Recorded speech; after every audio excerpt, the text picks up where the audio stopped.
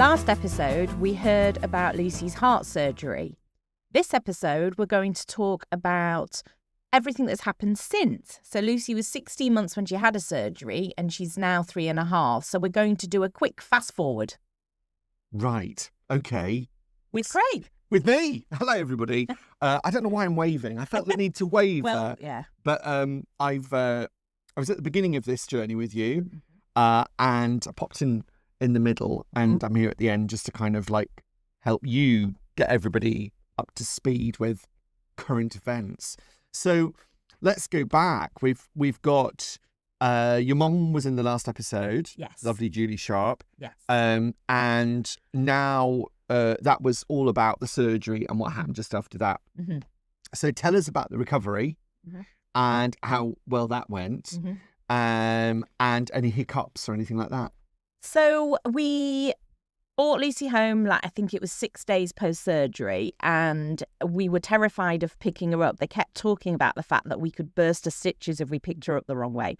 So that was the scariest part of bringing her home, really, because she was still a baby. At that point, she wasn't crawling, so she needed us to lift her a lot. So, before we left, we did get a demonstration from one of the nurses on the best way to lift her to protect her scar on her chest and everything. So the first few days were just trepidation, really, just being frightened of hurting her, frightened of stitches bursting. But I mean, she was 6 days post-surgery at this point. They were already starting to heal. It was incredible to watch. The nurses asked me to take pictures of her scar every couple of days, which I have on my phone. And sometimes I open that folder by accident and give people a fright if I'm trying to show them a picture, because it is quite gruesome. But actually, within a week of being home, it was starting to, it was fully kind of healed, and it was already starting to fade. It was an incredible thing to watch. So we just stayed at home for a week or so and just allowed Lucy that time to relax and recover. But me being me, desperate to get out of the house, desperate to get back to normal. So I would say within a couple of weeks, we were back out and about, and we kept her off childcare, and I stayed off work, and we just kind of met up with friends. I did drive down to Yorkshire with her. Right. Quite early on, but, I was desperate to see family, so I took her down to Yorkshire, and we had an afternoon tea with my mum and my aunts and my and some extended family, and that was lovely, just getting everybody together and just allowing everybody to take that deep breath and say, Lucy's okay. She's had a surgery, and look, because I think people wanted to physically see her as well. I think people were kind of, are you sure she's okay, Laura? Yes, she is. Look, here, she's thriving already. And literally within a few weeks, she was thriving. And they said recovery could be, I think, something like up to 10 weeks. Right.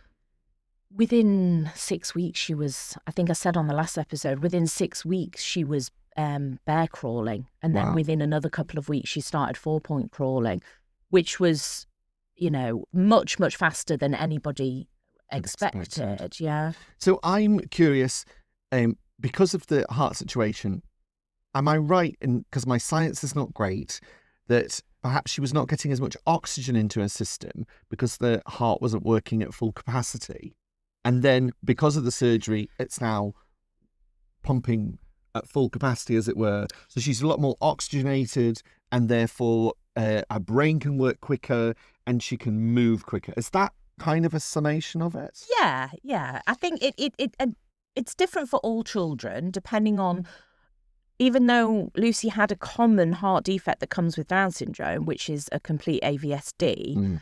And I can't tell you what AVSD stands for, but we'll put it on the website.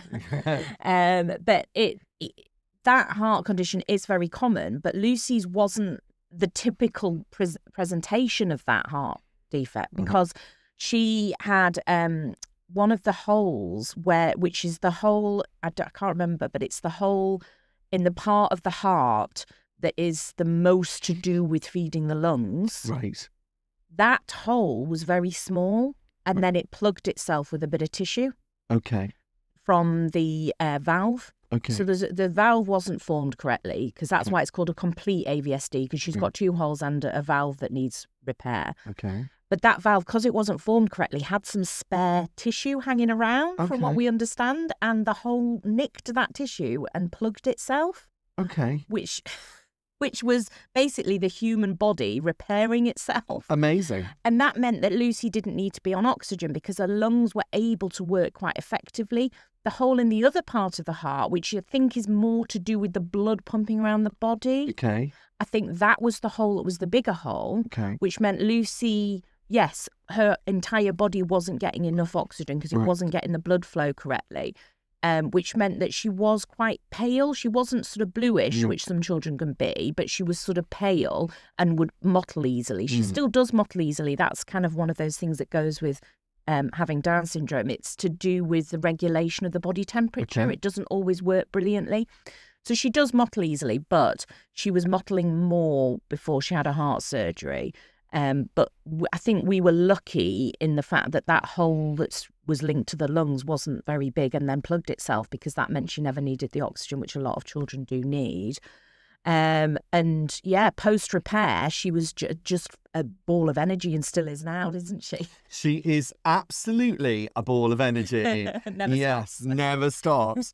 And she just looks like any other healthy kid. Yeah. Really. Yeah, you wouldn't know. I mean, you can see there's like a tiny little, I mean, the top of a scar actually formed a heart, which is very cute.